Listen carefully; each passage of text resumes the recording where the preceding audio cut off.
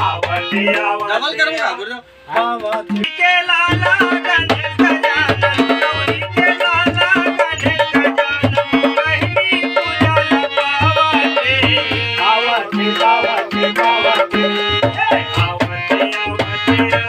आवते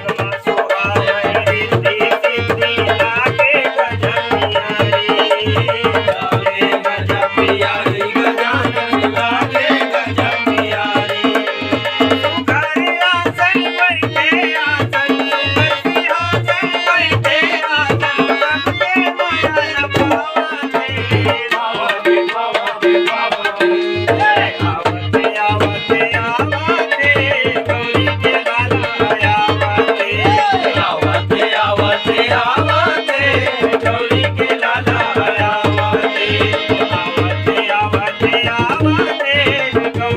लाला आवते आवते आवते गौरी के लाला आवते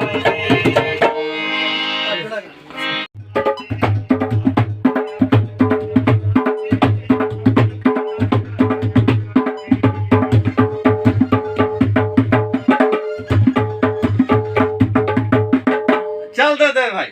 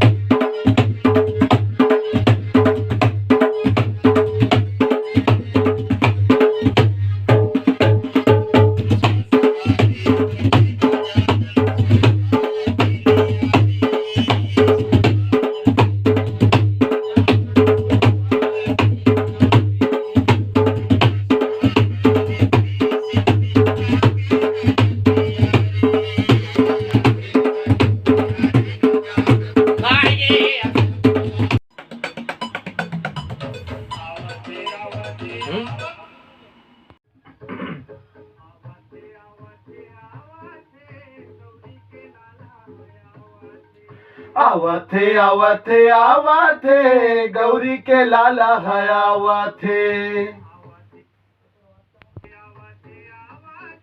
ठीक है।